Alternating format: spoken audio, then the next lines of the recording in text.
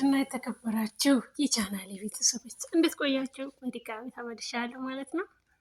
ይችን ቅምጥል ሀኒን ዋት ማለት ነው በወንድሟ ቤት ማለቴ ከወንድሟ ጋር ያላት በጣም ደስ የሚል ጊዜ ነው የምታሳልፈው እና አንድ እህትና አንድ ወንድም እውነት ለመናገር በአንድ ቤት ውስጥ መኖር የወንድምና የእህትነትን ፍቅር ማጣጣም ነው ማለት ነው። በጣም ደስ ይላል ስሜቱን ስለማውቀው ማለት ነው። እና ወንድምም ለእህቱ ሟች ነው፣ እህቱም ለወንድሟ ሟች ነው የምትሆነው እና በጣም ፍቅር ያድርባቸዋል፣ በጣም ይዋደዳሉ። እና በእውነት እኔም እንደው እድሉን አግኝቸው ከወንድሜ ጋር እንደዚህ ጊዜ የማሳልፍበትን ቀን እመኛለሁኝ እና እግዚአብሔር ከፈቀደ ደግሞ ይሆናል ብዬ ተስፋ አደርጋለሁኝ።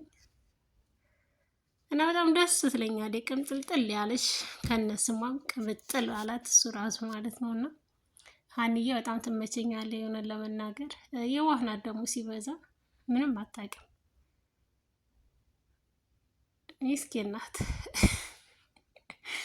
ታፍራለች ደግሞ በወንድሟ እንዳሙሽን ለምንድን ነው የምትጨፍሪው ሲላት እንዳሙኝ እንዲቀርልህ ትፈልግ ነበር እንደ በማለት ሀሳቧን ተናግራለች። እና ይህም ሌባው እንግዲህ ወደ ሌብነቱ ስራው። ሰላም ሰላም፣ ጤና ይስጥልኝ ውድና የተከበራችሁ ሁሉ ነገር ቻናል ተከታታዮች በሙሉ በያላችሁበት ሰላማችሁ ብዝት ይበልልኝ። እንዴት ናችሁ? ደህና ናችሁ? አይ እኔ ጋር ሁሉ ሰላም። እንግዲህ ያፌት እስካሁን አልተመለሰም። ናታንና ኤፍራታ የኤፍራታን ልደት ሊከበር ነው። በኤፍራታ ልደት ብዙ ሰርፕራይዞች እንዳሉ እያየን ነው።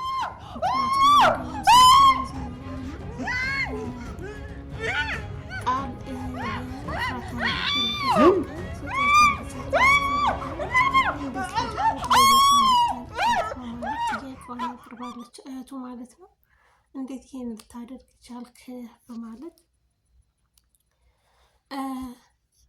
ፂ ደግሞ የአቤልን ፍቅር ተቀብለዋለች ማለት ነው። አቤል እንደሚወዳት ተናገረ። ለምንድን ነው እኔ ከሰው ጋር ስተኝ የምትናደደው? ለምንድን ነው ያለ ምክንያት የምትበሳጨው ብላ ስትጠይቀው በቃ እኔ ምን ማድረግ አልችልም፣ ከሌላ ወንድ ጋር ሳይሽ እኔ ቀናለሁ፣ ጸባይ ሁሉ ይቀያየራል በማለት ሀሳቡን ይናገራል ማለት ነው። እንደሚወዳት ነው የነገራት። ጨረቃ ደግሞ እንግዲህ ኤፉ ማለት ነው እናትዬ ልደቴ እኮ ደርሷል ስትለው ባለትዳር እኮ ነሽ ከአሁን በኋላ ልደት የለሽም በማለት የቀልዱን እንድታቅ ሳይሆን ሰፕራይዝ ሊያደርጋት ስለፈለገ አይከበርም በማለት ተናግሯታል ማለት ነው። ይህንንም ያለበት ምክንያት አንድ ልደት ሲከበር አይነገርም ሰፕራይዝ ለማድረግ ስለፈለገ ማለት ነው። እና እናቴ ደግሞ ቃልን እየተከታተለው ይገኛል። ለምን? ምክንያቱም ይሄ ሰው ከጀርባው ምንድን ነው ያለው፣ ከማን ጋር ነው የሚሰራው፣ ምንድን ነው ስራው በማለት ጥርጣሬ ስላደረበት እሱ እየተከታተለ ይገኛል ማለት ነው።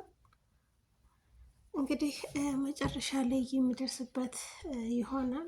በነገራችን ላይ ያኛው ቃልዬ በጣም ጠንቃቃ እና ጎበዝ ነው። ከፊቱም ከየኋላውም ሲሄድ ሰው አለው፣ ተከታታይ ሰው አለው ማለት ነው። እና እንደዚህ በቀላሉ የሚገኝ ሰው አይደለም። ደብዳቤው ማን የጻፈው ለሚለው እንግዲህ ወንድሟም ሊሆን ይችላል። ምክንያቱም ሌሎች ሁሉ ታግተዋል። ማን ሊጽፈው ይችላል? በእርግጥ አድራሻውን ሊያውቀው አይችልም። እነዚህን ደግሞ እንደምታውቋቸው ተደባደቡ ማለት ነው። ተደባደቡ ይገልጻቸዋል። ውድና የተከበራችሁ የቻናሌ ቤተሰቦች ቪዲዮውን ላይክ እና ሰብስክራይብ በማድረግ ስለምታበረታቱኝ ከልብ አመሰግናለሁ። በጣም አመሰግናለሁ በእውነቱ።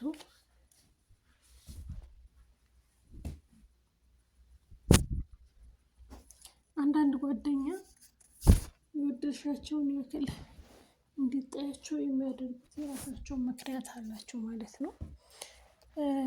ይህን አሁን ችግሯን አልተናገረችም፣ ለምን እንደዚህ እንደምታደርግ። ያፌት መመለስ አለበት ወደ ድራማ፣ በእውነቱ ማለት ነው። የድራማው ድምቀት ያፌት ነው። ያፌት ይመለስ፣ በጣም ቢመለስ ሁላችንም ደስ ይለናል። ያፌት ቢመለስ ደግሞ የኤፍራታ ልጅ እንዳለ ምክንያት እና ሀሳብ ቢደርስበት ያንን ልጅ ካለበት ገብቶ እንደሚያመጣው አልጠራጠርም ማለት ነው።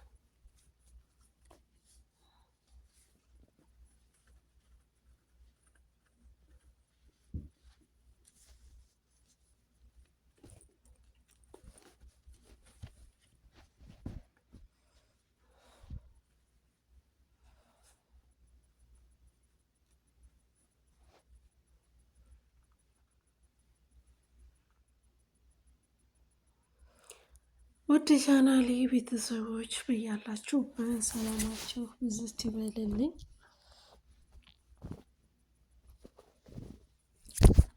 ያፌት ቢመለስ ምን ያክል ድራማው ድምቀት ይኖረዋል? ሁለተኛ ነገር አቤል ከበፊቱም ከቢኒያም ጋር እያለሽ እንደምወድሽ ነው የምነግርሽ ብሎ እውነቱን ተናገረ ማለት ነው። እንደሚወዳት ፍቅሩን ገለጸላት። እፄ ግን እየሳቀች ኮስተር ያለች መስላ መልሽልኝ እንጂ ምነው ዝም አልሽ ሲላት በድንጋጤ እሱ ራሱ በጣም ተደስቷልና ከዛ አቤል አለችውና እኔም እወድሃለሁ ብላ አቀፈችው ማለት ነው። በጣም ደስ ይላል። ምክንያቱም ከብዙ ነገሮችን ጠብቋታል። እንደዛ እየሰከረች ሰው እስከሚጠላት ድረስ እሱ ግን እየጠበቀ በሄደችበት መንገድ እየሄደ እየጠበቃት ነበረ። ደግሞ ፍቅር ዋጋ ካልከፈሉለት ፍቅር ምን ላይ ነው?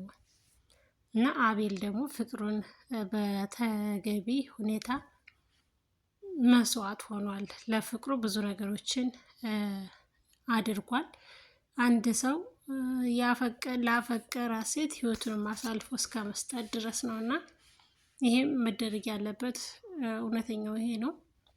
ናቲ የልጁን ጉዳይ አጥብቆ ሰርስሮ እየፈለገ እየመረመረ ነው ያለው። ምክንያቱም ልጁ በህይወት እንዳለ ውስጡ ጥርጣሬ አድሮበታል ማለት ነው። ይህንን ስላችሁ ደግሞ ማለት ነው ሀኒቾ በጣም ደስ ያላት ምክንያቱ ምንድን ነው ብትሉ የኤፍራታ ልጅ ወደ እናቱ ሊመለስላት ስለሆነ በጣም ደስ ብሏታል ማለት ነው። ምክንያቱም ወንድሟ ልጁን እንደሚመልስላት ሲነግራት ነው ይሄ ሁሉ ፈገግታ ያሳየችው እና በጣም ደስ ብሏታል ሀኒቾ። ለልጁና ለእናቱ ያላት ክብር በጣም ደስ ይላል። እኔ በእውነት አይኗን ሳያት በጣም እያሳዘነች ነው። በጣም ሚስኪንና የዋህ ናት። ለአንተ የምመኝልህ ወንድሜ እንደሱ አይነት ሚስት ናት ብላል ወንድሟ ስትነግረው፣ እኔም እኮ እሷን ነው ፈልገው ስትል ሲላት መልሶላታል። እሷ ግን ምንድን ነው ያለችው? ወንድሜ እሷ እኮ ብዙ መስዋዕት ተከፍሎላታል። አንተም ልክ እንደሷ ተጋለህ ሁሉም ነገር መስዋዕት ሆነህ የምታመጣት ሚስት ናት እንጂ ሚስት የምትሆንህ ሰው መስዋዕት አድርጎ ራሱ መስዋዕት አድርጎ ያመጣትን ከስንት ሰው ተደባድቦ እንዳመጣት ናታን ታውቃለህ። እና እንዴት የሰው ሚስት ትነጥቃለህ? እሷ ላንተ አትሆንህም። አንተ ለራስህ ፈልገህ አግኘ ሚስትህን በማለት ወንድሟን መክረዋለች። እውነት ለመናገር አስተሳሰቧ በጣም ትልቅ ናት። አስተሳሰቧ አንዳንድ ሰው ትልቅ ሲባል በእድሜ ይመስለዋልና ግን እሷ ትልቅ ናት ያልኩበት ምክንያት አስተዋይ ናት። አርቃ የምታስብ የሴት ክብር ያላት፣ እውነት ለመናገር ሰውን እንደ ሰው የሚያው ራሱን አክብሮ ሌሎችን የሚያከብር ሰው ነውና እሷ ለሴቶች ያላት ክብር ለየት ይላልና ሀኒቾ እንወድሻለን፣ እናከብርሻለን። ይህን ጸባይሽን በዙ ቀጥይበት። ቪዲዮ ላይክ